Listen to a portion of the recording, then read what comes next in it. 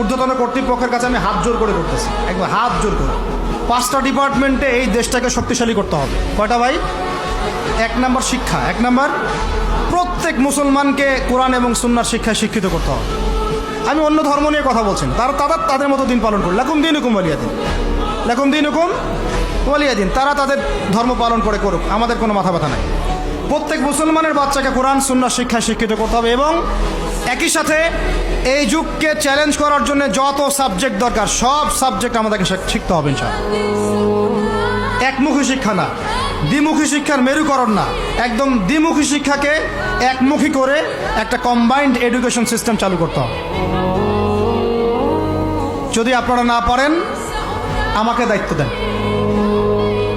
আমাদেরকে বলেন যে ভাই বা ছোট ভাই, তোমাকে আমি 1 বছর সময় দিলাম, শিক্ষার বিষয়গুলো গোছায় দাও। বিনা পারিশ্রমিকে ইনশাল্লাহ করে দেব, কোনো সমস্যা। 1 টাকাও দিতে হবে না, জাস্ট একটা চেয়ার টেবিল দেন, 100 জন আলেম দেন, 100 জন বুদ্ধিজীবী দেন, গড়ে দিব ইনশাআল্লাহ। তা প্লে গ্রুপ থেকে মাস্টার্স পর্যন্ত আমাদের ছেলেমেয়েরা এমন শিক্ষায় শিক্ষিত হবে যেটাকে শরীফের গল্প শেখাবে না ইনশাআল্লাহ। বরং আমার ছেলে পাইলটও হবে, বিমানও চালাবে, আমার ছেলে ইনশাআল্লাহ হাফেজে করানো হবে ইনশাআল্লাহ। আমার মেয়ে ডক্টরও হবে ইনশাআল্লাহ, আমার মেয়ে আয়েশা রাদিয়াল্লাহু আনহার মতো মুহাদ্দিসও হবে ইনশাআল্লাহ।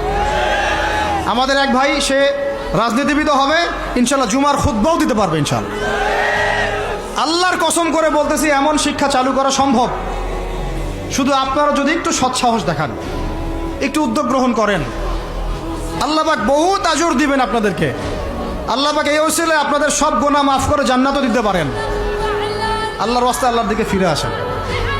আমি আপনাদের সবচেয়ে শ্রেষ্ঠ বন্ধু, আমাকে শত্রু মনে করেন না।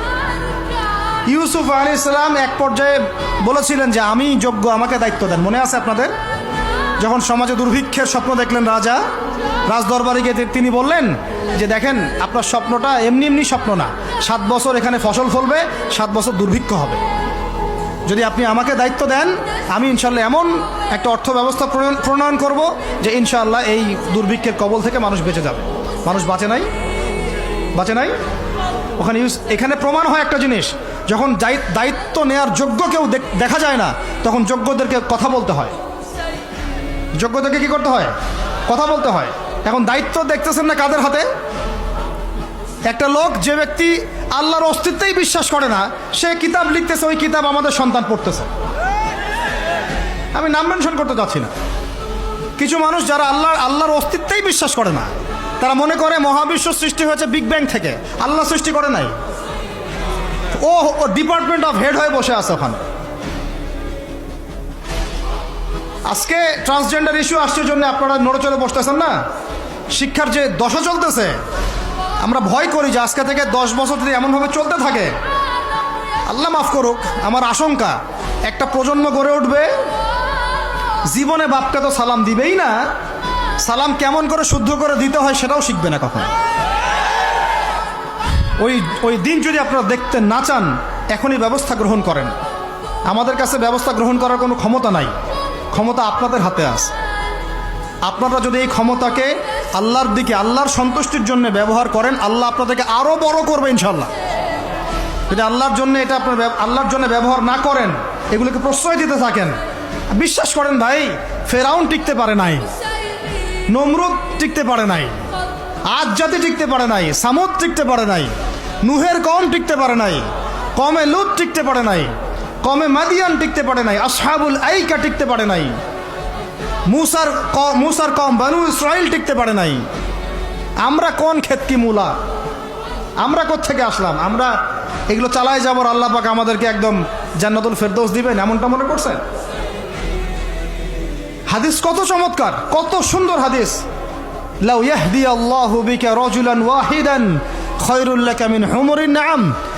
তোমার দ্বারা যদি একটা মানুষও আল্লাহর দিকে ফিরে আসে, আল্লাহওয়ালা হয়ে যায়, লাল উট কুরবানি করার চেয়ে বেশি নেকির কাজ। তোমার একটা দাওয়াতে যদি মানুষ আল্লাহর দিনের দিকে ফিরে আসে, ওই আমলকারী সব নেকি তুমি পাবা। যদি একজন সৎ নেতা দাঁড়ায় যায় বলে যে আমরা প্রাইমারি লেভেলেই ক্লাস 1 থেকে 5 পর্যন্ত যে সময়টুকু, এই সময়টুকুর মধ্যে আমাদের বাচ্চাদেরকে কোরআন তেলাওয়াত করা বাধ্যতামূলক করে দিলাম, সিলেবাসভুক্ত করে দিলাম, ওই নেতার উপর আল্লাহ রহম করবে ইনশাআল্লাহ। সেই নেতা কোথায়, কে আছে সেই সাহসী নেতা? আমি আপনাদেরকে বলি যারা রাজনীতি করেন, কারণ আমার সাথে আপনাদের কোনো শত্রুতা নাই, আর আমি আপনার শত্রুও না, বরং বন্ধু। আপনারা যারা রাজনীতি করেন, এমন একটা নেতা খালি বের করে দেন, এমন একটা নেতা হয়ে যান খালি ওমরের মতো। আল্লাহ পাক তৌফিক দান করেন আপনাদেরকে, যে আপনারা যদি কোরআন শিক্ষাটাকে বাধ্যতামূলক করে দেন, নবীর হাদিস শিক্ষাগুলোকে বাধ্যতামূলক করে দেন, সিরাত নবীর জীবনী চর্চাগুলোকে বাধ্যতামূলক করেন উচ্চ মাধ্যমিক লেভেলে, দেখবেন এই ছেলেপেলেগুলো আর ওই ইয়াবাখোর হবে না ইনশাআল্লাহ। এরা ওই টিকটক, ফেসবুক আর পাবজি, ফ্রি ফায়ার নিয়ে পড়ে থাকবে না। এরা কিশোর গ্যাংয়ে যোগ দিবে না, এরা জেনা করবে না ইনশাআল্লাহ। এগুলো আপনি ঠেকাতে পারবেন না তো, জেনা ঠেকাতে পারবেন না এখন আপনি। এরা ফ্রি মিক্সিংয়ে চলে গেছে, সবার ফোনে ফোনে পর্ন দেখতেছে।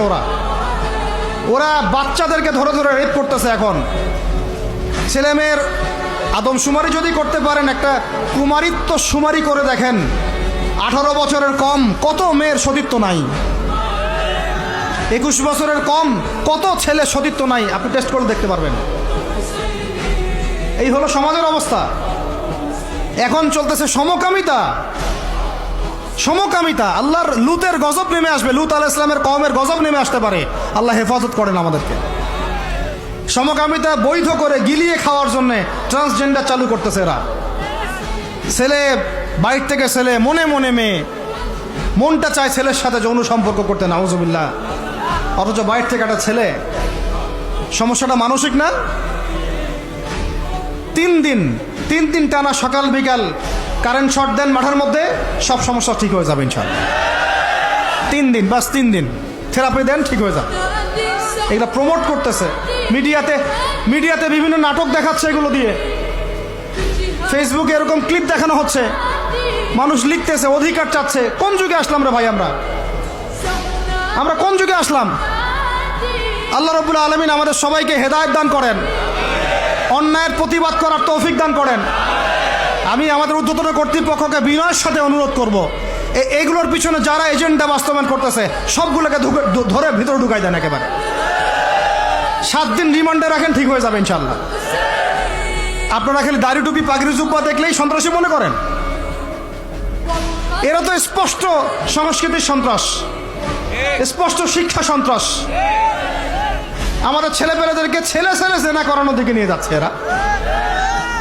কালকে যদি আপনার ছেলে একটা ছেলেকে বিয়ে করে, আপনি খুশি হবেন? আস্তাগফিরুল্লাহ, নাউযুবিল্লাহ। আল্লাহ পাক আমাদেরকে হেফাজত করেন, আল্লাহ পাক আমাদেরকে মাফ করেন। আপনার মেয়ে যদি কালকে একটা মেয়েকে বিয়ে করে নিয়ে আসে, আপনি সমাজে মুখ দেখাবেন কিভাবে? তো এগুলো এখন যদি না থামাই, তাহলে কখন থামাবেন?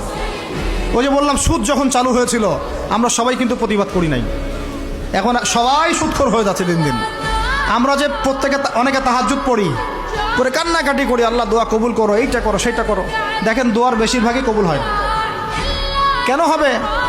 অর্থনৈতিক জীবনে তো সুদ খাচ্ছি, আমি ঘুষ খাচ্ছি, দুর্নীতি করতেছি, হারাম খাচ্ছি, পণ্যে ভেজাল দিচ্ছি। আল্লাহ পাক আমাদের সবার রিজিককে হালাল করার তৌফিক দান করেন। অতএব আমি 5টা কথা বলছি, 5টা ডিপার্টমেন্টে এই জাতিটাকে শক্তিশালী করতে হবে। আল্লাহ পাক তৌফিক দান করেন। 1 নাম্বার শিক্ষা। 1 নাম্বার কি ভাই? এমন কোন শিক্ষা? শুধু একমুখী না, দ্বিমুখী শিক্ষার সমন্বয়। কোনটা?